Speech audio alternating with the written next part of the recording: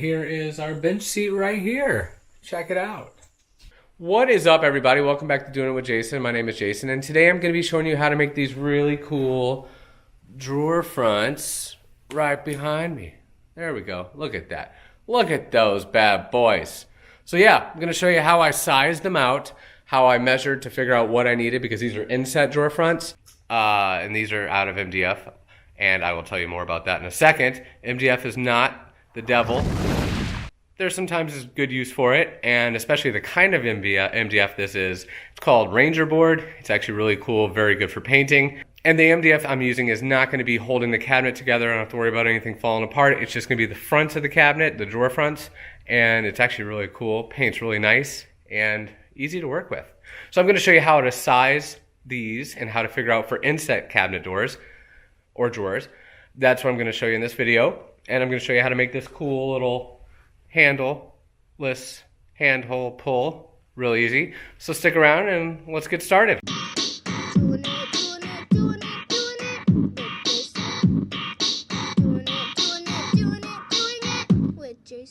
Okay, so we have our measurements for our drawer front opening, and we need to figure out how to split it up and all that good stuff. So our opening is 42 wide by 10 3/4 tall. Now we're going to be dividing the opening with two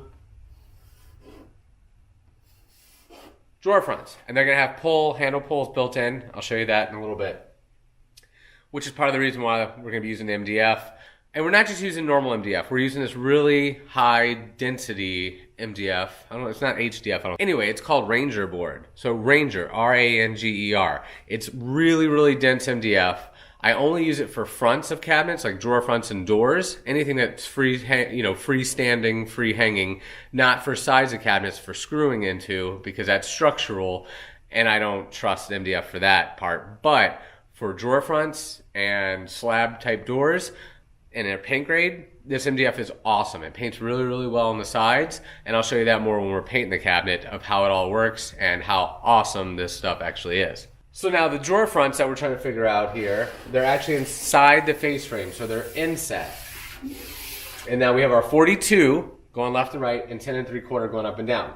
So the up and down, so basically we want to have two sizes right here, or two parts of the same part. So we want these to be identical and all that stuff. So we have 10 3/4. What I like to do is take about a heavy 16th off the top and then a heavy 16th off the bottom. So we're going to add that up. That's going to be a heavy 1/8, almost 3/16. So if it's 10 3/4 before, it's going to be roughly 10 9/16 is our height now.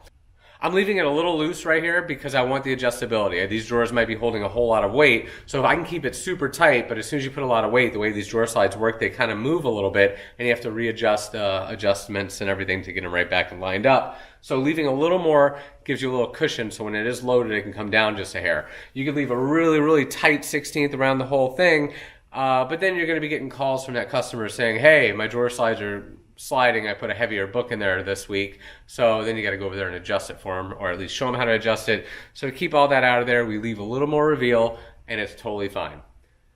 So 10 9/16 is going to be my up and down, because that was 10 3/4 minus the 3/16, which is going to give us our 10 9/16. And now we have 42 going across the whole way. So that 42 all the way, we're going to not divide it into 21 just yet. We're going to take off our 16th here, our heavy 16th here, all heavies really, and our 16th here. So that's 3/16 technically, but they're all heavy, so we're going to add that extra 16th in there to make up for it, and it'll make it a 1/4. So for 3 spaces of a 16th, it would be normally 3/16, but since we're making them all a little heavy, we're going to make them a 1/4. So that's going to be minus 1/4, which is going to be giving us 41 3/4. Almost lost my math there. And by heavy and light, what I mean is when you're cutting it, if you're a heavy 16th, that means you're cutting a heavy 16th off. To me, a heavy 16th is basically in between on a tape measure of 1/16 and an 1/8. So that's going to be a heavy 16th. So a light 1/8 is going to be the same thing, but just, you can get really complicated and go crazy. I give a whole video explaining like a heavy 16th versus a light 16th and the differences in my head. It's going to be totally different than what you probably think of it, but I'm just used to saying heavy 16th, so I apologize right now. So anyhow, we took off our 1/4 of an inch because we have 3 spaces. in between those, and we're just going to call it 1/4 inch of spacing all day long. So now we're going to deduct that from the 42, which leaves us 41 3/4 of our size. Now we're going to divide 41 3/4 by 2, and that's going to give us our width measurement. And I'm not going to even try guessing what that is. So we're going to use our handy dandy calculator app, which is called Fraction Plus. So check that out. Fraction Plus, really cool. I'll have a link down below of where you can get this app. It's free.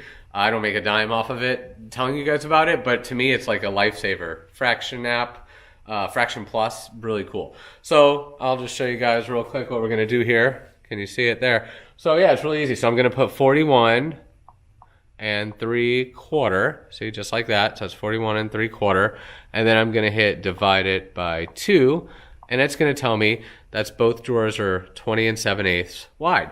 So it's really cool. It double checks all of your measurements and everything like that. Because who needs math, right? You know, just that's what calculators are for. All right, we are ready to cut our MDF.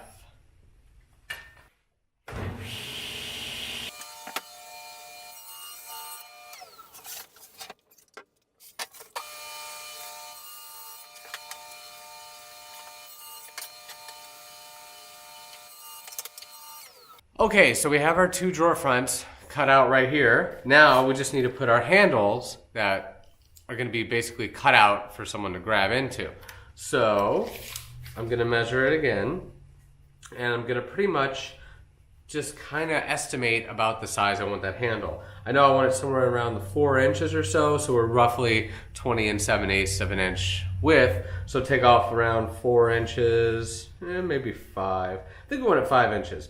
So 21 minus 5 is going to be right at 16. So we're going to deduct about 5 inches from there, so we have 16, and then we're going to divide that by 2, so we're going to have the 8 inches, if that makes any sense. Just start drawing some lines and marks on your board until you figure out exactly where you want your handle to be put in, if that's what you're going for. So our 8 inches is there, and that looks good. That'll give us roughly a 5-inch handle. That's perfect, I think, for someone to put their hand in and pull the drawer out. All right, so next, after I made my marks at 5 inches, I'm going to take a little square here, line it up, and draw me some marks. Now, I could set my square up to about the height or the depth I want of my cutout. We're going to go right about 7/8. 1 1/8 was a little too much.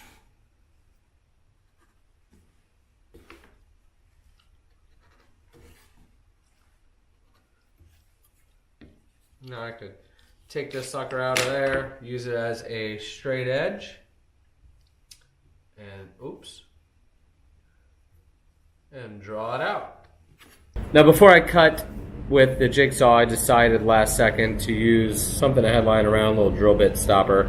I made a nice little radius on the inside of my cut. That way it's not just a perfectly straight line, and it just seems a little too much. So we want a nice little eased edge there.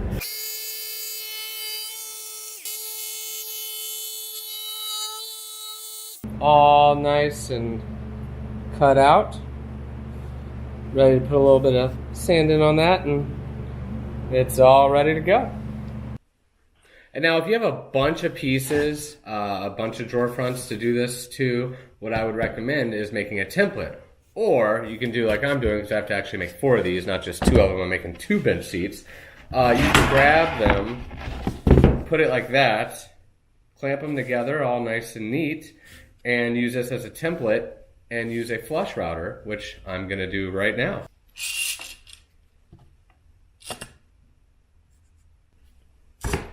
And look at that. They are perfect. Excellent. Now, with the flush router, I'm going to flip this over and use that as my guide using the clamps. So I'm using the clamps against the table, and it's actually holding me down. You can clamp this down too. Totally up to you. Your call. All right, so pretty much all that is left for the drawer fronts is I am going to just take some sandpaper, most likely 150 grit sandpaper, and go ahead and break the edge of these. And that's just gonna give it a nice, you know, smooth, won't cut your finger, paint will stick to it better, not too sharp edge. So I'm just gonna go around all the sides of this sucker, and this is 150, and just smooth it all out. I'm not gonna put a big round over, you can if you want, but this is gonna be more of like a farmhouse modern, nice clean edge. So we just wanna break the edge. And that's all that is breaking the edge, is when you use some sandpaper and literally break the edge. So we're gonna do that for the remainder of everything.